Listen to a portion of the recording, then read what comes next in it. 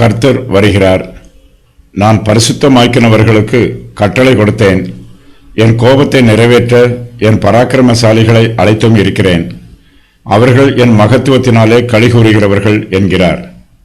திரளான ஜனங்களின் சத்தத்துக்கொத்த வெகு கூட்டத்தின் இரைச்சலும், கூட்டப்பட்ட ஜாதிகளுடைய ராஜ்யங்களின் அமளியான இரைச்சலும் மலைகளில் கேட்கப்படுகிறது. சேனைகளின் கர்த்தர் யுத்த இராணுவத்தை இலக்கம் பார்க்கிறார். கர்த்தர் வருகிறார். அவருடைய கோபத்தின் ஆயுதங்களும் தேசத்தையெல்லாம் அழிக்க வானம் கவிழ்ந்த கடையாந்திர தேசத்தில் இருந்து வருகிறது. பாபிலோன் தேசத்தை அழிப்பதற்கு கர்த்தர் அந்நிய ஜாதியாரை வரவழைக்கிறார். அவர்களை கர்த்தர் பரிசுத்தமாக்கி இருக்கிறார். தேவனுடைய நோக்கத்தை நிறைவேற்றுவதற்காக அவருடைய அனாதி தீர்மானத்தின் பிரகாரம் அந்நிய தேசத்தார் தேவனால் பரிசுத்தமாக்கப்பட்டிருக்கிறார்கள். கர்த்தர் நியமித்திருக்கிற வேலையை செய்வதற்கு அவர்கள் வேறு பிரிக்கப்பட்டிருக்கிறார்கள். பாபிலோனை அழிக்க வேண்டும் என்று கர்த்தரே இந்த தேசத்தாருக்கு கட்டளை கொடுத்திருக்கிறார். பாபிலோனை அழிக்க வேண்டும் என்பது இந்த தேசத்தாருடைய எண்ணமோ விருப்பமோ அல்ல, இது தேவனுடைய விருப்பம். கர்த்தர் தம்முடைய விருப்பத்தை அந்நிய ஜாதியாருக்கு கட்டளையாய் கொடுக்கிறார். அவர்கள் கர்த்தருடைய வார்த்தைக்கு கீழ்ப்படிந்து அவருடைய கட்டளையை நிறைவேற்றுகிறார்கள். இது பரிசுத்தமான யுத்தம்.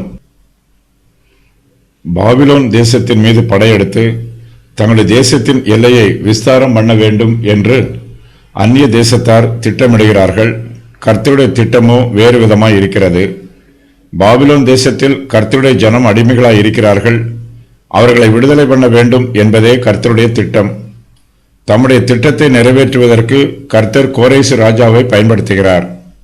அவன் இந்த வசனத்தில் கர்த்தரால் பரிசுத்தமாக்கப்பட்டவன் என்று கர்த்தருடைய நீதியினால் அழைக்கப்படுகிறான்.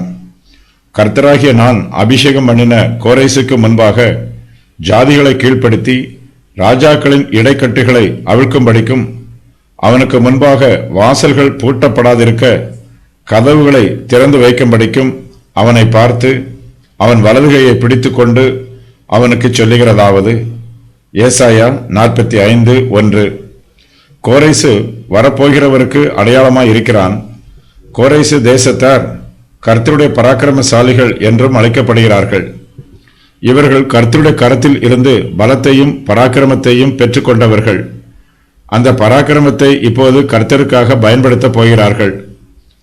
கர்த்தர் கோரேசு ராஜாவின் வலதுகையை பிடித்துக்கொண்டு அவனை வழிநடத்துகிறார். கோரேசுக்கு கர்த்தரை பற்றிய ஞானம் இல்லை. ஆனாலும் கர்த்தர் கோரேசை தம்முடைய ஊழியக்காரனாக பயன்படுத்துகிறார். உன்னை பெயர் சொல்லி அழைக்கிற இஸ்ரவேலின் தேவனாகிய கர்த்தர் நானே என்று நீ அறியும்படிக்கு நான் என் தாசனாகிய யாக்கோபின் நிமித்தமும் நான் தெரிந்து கொண்ட இஸ்ரவேலின் நிமித்தமும் நான் உன்னை பெயர் சொல்லி அழைத்து நீ என்னை அறியாதிருந்தும் உனக்கு நாமம் தரித்தேன். ஏசாயா 45:3-4. கர்த்தர் கோரேசை பெயர் சொல்லி அழைத்திருக்கிறார். கோரேசை தம்முடைய தாசன் என்றும் சொல்லுகிறார். கோரேசு தம்மை அறியாதிருந்தும் கர்த்தர் அவனுக்கு நாமம் தரிக்கிறார். கோரேசின் சேனை மிகவும் பெரியது. அவனிடத்தில் திரளான ஜனங்கள் இருக்கிறார்கள். அவனுடைய சேனையில் வெகு கூட்டம் இருக்கிறது. அவன் பாபிலோனுக்கு விரோதமாய் வரும்போது திரளான ஜனங்களின் சத்தத்திற்கு ஒத்த வெகு கூட்டத்தின் இரைச்சல் கேட்கப்படும். கோரேசின் சேனையில் உள்ளவர்கள் மிகுந்த கட்டுப்பாடு உள்ளவர்கள். அவர்கள் தாறுமாறாக எதையும் செய்ய மாட்டார்கள். எல்லாவற்றையும் ஒழுங்காயும் கிரமமாயும் செய்கிறவர்கள். அவர்கள் மலைகளின் மேல் வரும்போது கூட்டப்பட்ட ஜாதிகளுடைய ராஜ்யங்களின் அமளியான இரைச்சல் கேட்கும். கோரேசின் சேனை தூர தேசத்தில் இருந்து வருகிறது. அவர்கள் வானம் கவிழ்ந்த கடையாந்திர தேசத்தில் இருந்து வருகிறார்கள். அசீரியாவின் தேசம் பாபிலோனுக்கும் பெர்சியாவுக்கும் நடுவில் விஸ்தாரமாய் பரவி இருக்கிறது. சேனைகளின் கர்த்தர் யுத்த இராணுவத்தை இலக்கம் பார்க்கிறார். கோரேசின் சேனையோடு கர்த்தரும் வருகிறார். அவருடைய கோபத்தின் ஆயுதங்கள் பாபிலோன் தேசத்தை முற்றிலுமாய் அழிப்பதற்கு அவரோடு கூட வருகிறது. பாபிலோன் தேசத்திற்கு அழிவு சீக்கிரத்தில் வரப்போவதனால் உயர்ந்த பர்வதத்தின் மேல் கொடியேற்றுங்கள், உரத்த சத்தமிட்டு ஜனங்களை வரவழையுங்கள், அவர்கள் பிரபுக்களின் வாசல்களுக்குள் பிரவேசிப்பதற்கு சைகை காட்டுங்கள் என்று ஏசாயா சொல்லுகிறார். பரிசுத்தமாக்கினவர்கள் என்னும் வாக்கியம் ஏசாயா 13:17 வசனத்தில் குறிப்பிடப்பட்டிருக்கும் மேதியரை குறிப்பதாக சிலர் வியாக்கியானம் பண்ணுகிறார்கள். இந்த தீர்க்க தரிசனம் இயேசு கிறிஸ்து இந்த பூமியில் தம்முடைய ராஜ்யத்தை ஸ்தாபிக்கும் போது நிறைவேறும்.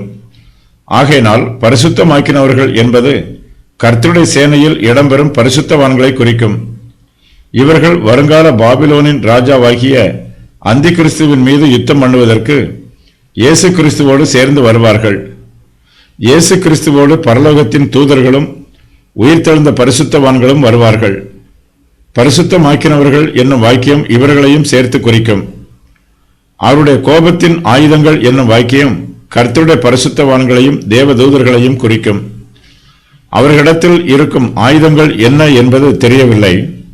தேவதூதர்கள் பட்டயங்களினால் சங்காரம் பண்ணுவார்கள். அந்தி கிறிஸ்துவின் சேனைகள் கொல்லப்படுவார்கள். தேசத்தையெல்லாம் என்பது பாலஸ்தீன தேசத்தின் பெரும்பகுதியை குறிக்கும். இது நேபுகாத் நேச்சாரால் அளிக்கப்பட்டது. அர்மகதோன் யுத்தத்தில் இதைவிட பெரிய அழிவு உண்டாகும். வானம் கவிழ்ந்த கடையாந்திர தேசம் என்பது வானத்தின் ஒரு முனையில் இருந்து மறுமுனை மட்டும் உள்ள பூமியின் கடையாந்திர பகுதியாகும். வானத்தில் இருந்து பூமிக்கு தேவனுடைய சேனைத்திரள் வரும் என்பதே இதன் பொதுவான பொருளாகும். நிறைவேறிய முன்னறிவிப்புகள். நான் அவர்களுக்கு விரோதமாய் மேதியரை எழுப்புவேன். அவர்கள் வெள்ளியை மதியாமலும் பொன்னின் மேல் பிரியப்படாமலும் இருப்பார்கள். அவர்கள் வில்லுகளால் இளைஞரை சிதைத்து விடுவார்கள். கற்ப கனியின் மேல் அவர்கள் இறங்குவதில்லை. அவர்கள் கண் பிள்ளைகளை தப்ப விடுவதும் இல்லை. நிறைவேற வேண்டிய முன்னறிவிப்புகள். கர்த்தரின் நாள் சமீபமாய் இருக்கிறது. அது சர்வ வல்லவரிடத்தில் இருந்து மகா சங்காரமாய் வரும். எல்லா கைகளும் நெகிழ்ந்து எல்லா மனுஷரின் இருதயமும் கரைந்து போகும். அவர்கள் திகில் அடைவார்கள். வேதனைகளும் வாதைகளும் அவர்களை பிடிக்கும். கர்த்தருடைய நாள் கடூரமும் மூர்க்கமும் உக்கிர கோபமுமாய் வருகிறது. வானத்தின் நட்சத்திரங்களும் ராசிகளும் ஒளிகொடாதிருக்கும். சூரியன் உதிக்கையில் இருண்டு போம். சந்திரன் ஒளிகொடாதிருக்கும். பாவத்தின் நிமித்தம் உலகம் தண்டிக்கப்படும். அக்கிரமத்தின் நிமித்தம் துன்மார்க்கர் தண்டிக்கப்படுவார்கள். அகங்காரரின் பெருமையை ஒளியும். கொடியரின் இடும்பு தாழ்த்தப்படும். அக்காலத்தில் அழிவில் இருந்து தப்பிய புருஷன் பசும் பொன்னிலும் ஒப்பீரின் தங்கத்திலும் அபூர்வமாக இருப்பான். பூமி தன்னிடத்தை விட்டு நீங்கும்படி வானம் அதிரும். அந்தி கிறிஸ்துவின் சேனைகள் குழப்பமடைந்து அவரவர் தங்கள் தேசத்திற்கு ஓடிப்போவார்கள். அகப்பட்டவன் எவனும் குத்துண்டு அவர்களை சேர்ந்திருந்தவன் எவனும் பட்டயத்தால் விழுவான். அவர்கள் குழந்தைகள் அவர்கள் கண்களுக்கு முன்பாக மோதி அடிக்கப்படும். அவர்கள் மனைவிகள் அவமானப்படுவார்கள். பாபிலோனானது தேவனால் சோதோமும் கோமோராவும் கழுக்கப்பட்டது போல் கழுக்கப்படும். இனி ஒருபோதும் அதில் ஒருவரும் குடியேறுவதும் இல்லை. அங்கே அரபியன் கூடாரம் போடுவதும் இல்லை.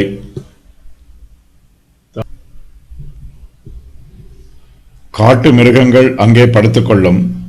அவர்கள் பாழான மாளிகைகளில் ஓரிகள் ஊளையிடும். கர்த்தர் யாக்கோபுக்கு இறங்கி இஸ்ரவேலரை தெரிந்து கொள்வார். இஸ்ரவேலரை அவர்கள் தேசத்திலே தாபரிக்க பண்ணுவார்.